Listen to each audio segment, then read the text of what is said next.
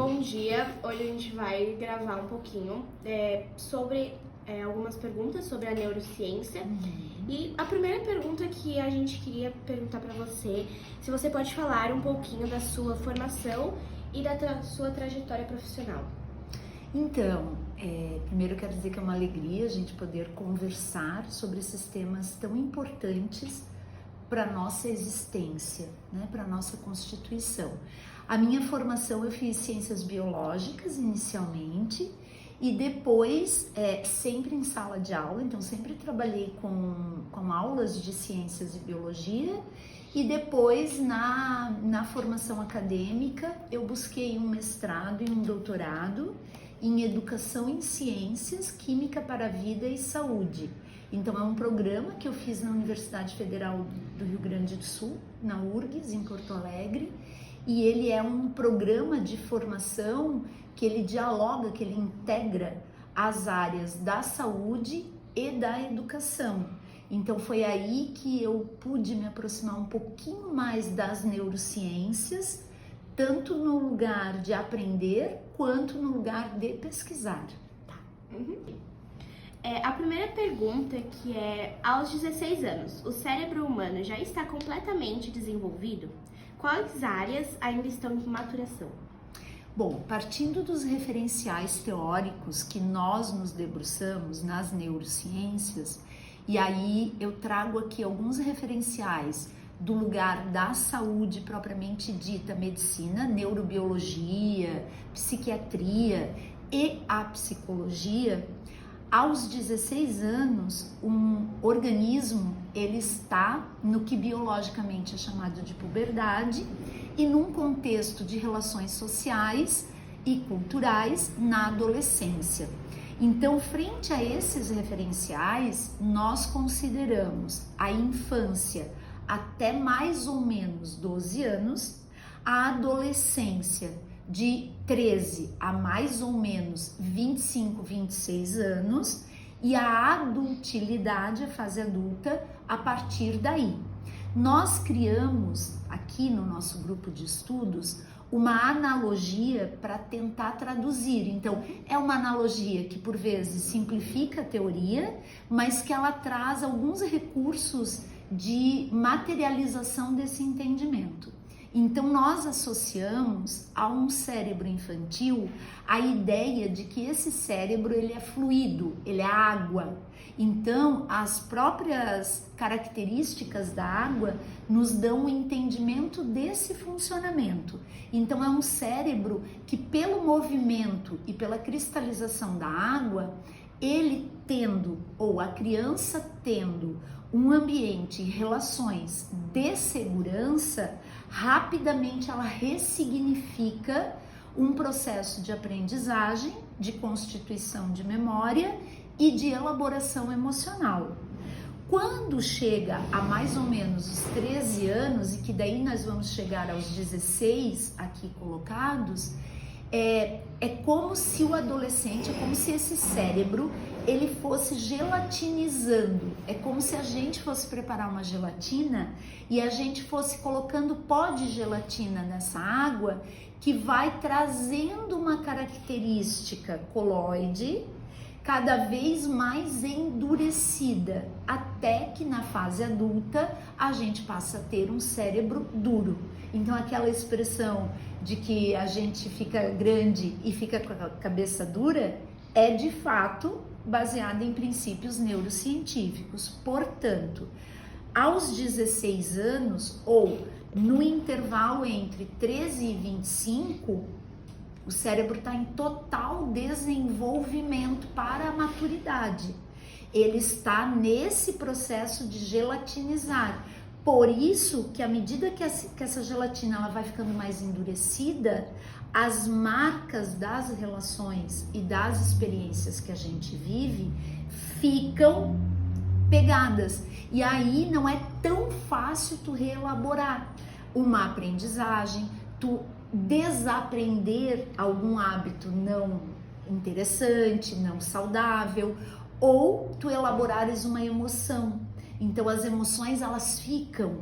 Por quê? Porque eu preciso tirar a marca de um substrato que é gel. que é mais difícil do que água. Então, nesse momento, está em pleno desenvolvimento de maturação, e quando chega lá na fase adulta, nós chegamos a um auge de desenvolvimento, mas nós todos humanos somos sujeitos da neuroplasticidade.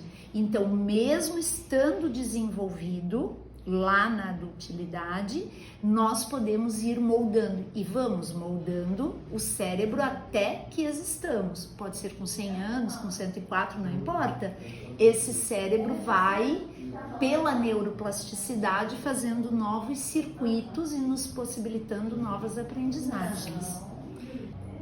Do ponto de vista neurocientífico, adolescentes possuem a mesma capacidade de avaliar riscos e controlar impulsos de um adulto? Não.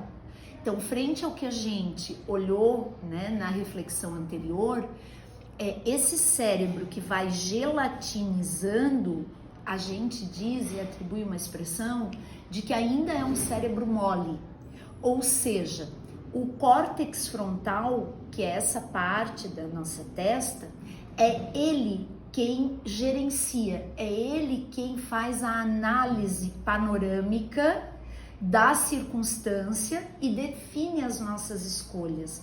Então, se ele ainda é um gel, ele ainda é um cérebro mole, então ele não tem condições. E é essa característica, na metáfora da gelatina e do cérebro mole, é essa característica que faz com que o adolescente ele não preveja riscos, ele não prevê consequências na maioria das suas escolhas. No entanto, isso é uma imaturidade. Nas neurociências, ou iluminado pelas neurociências, a gente já não atribui mais um julgamento de valor. Ah, isso é ruim. Não, isso é próprio da fase.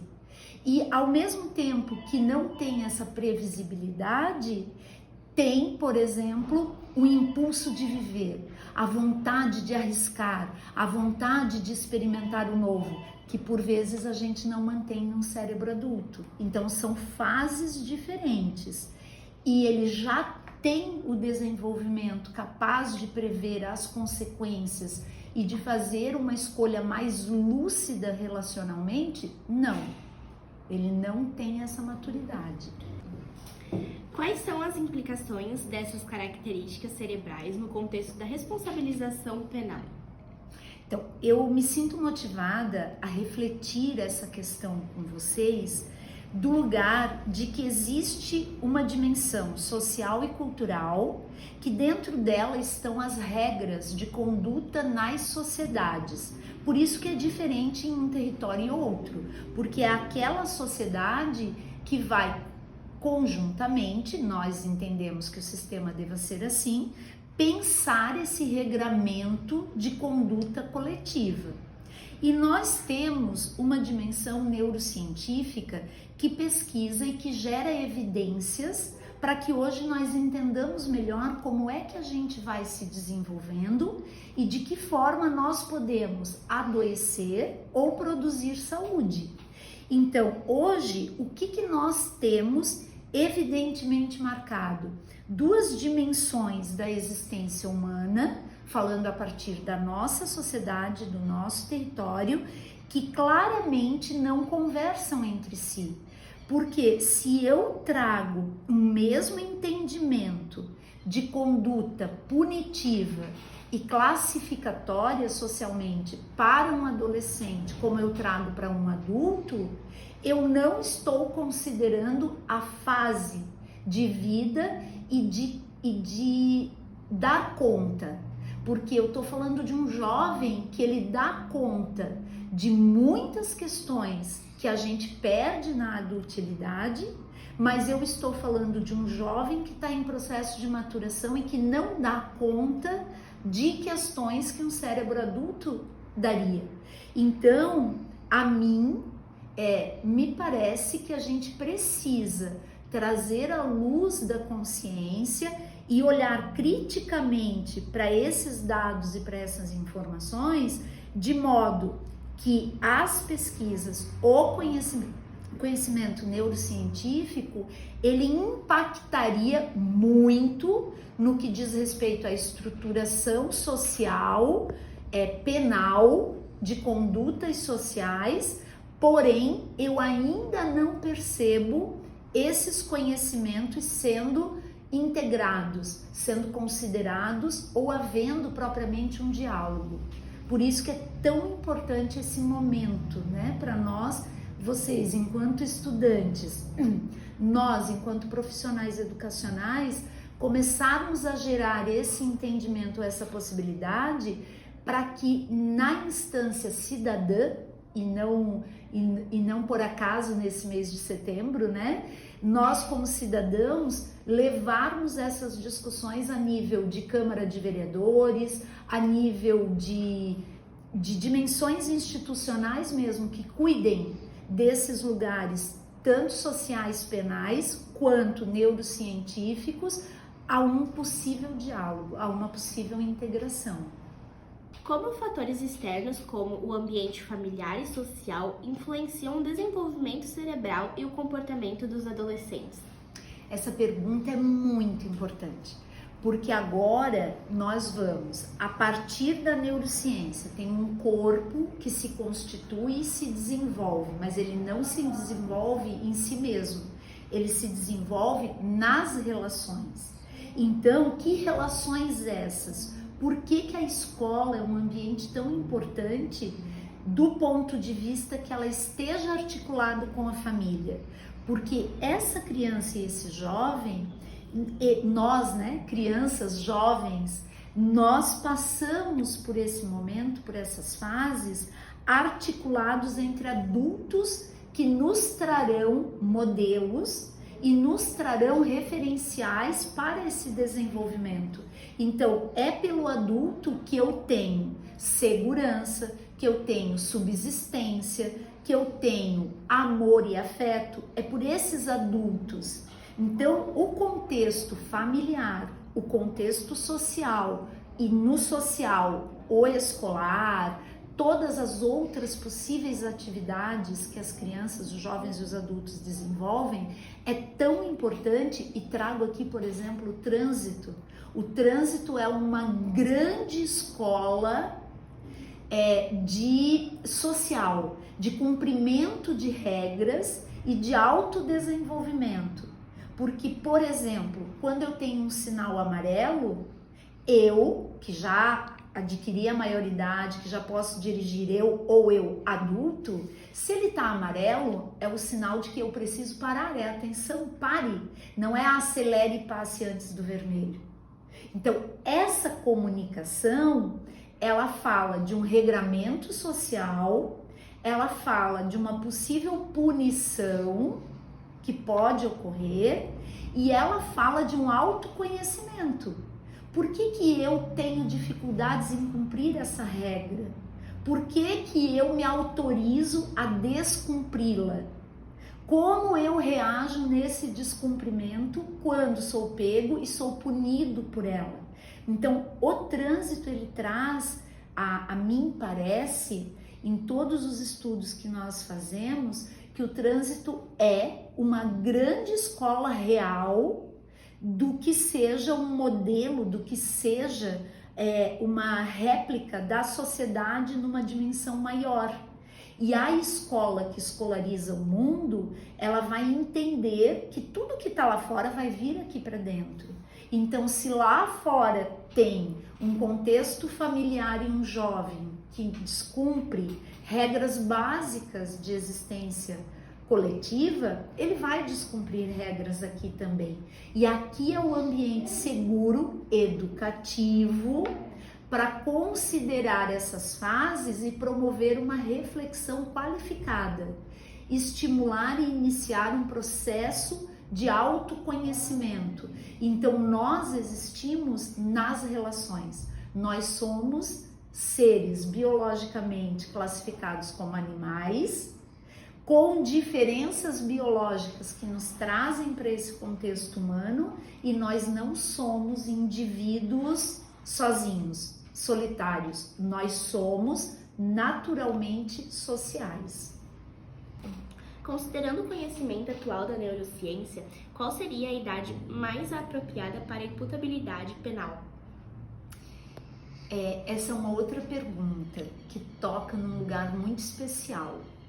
Porque se nós estamos falando que a neurociência está trazendo novos conhecimentos, é muito frágil e é muito raso nesse momento, por exemplo, eu pensar com vocês uma idade posta sobre regras que foram estabelecidas sem considerar esse conhecimento.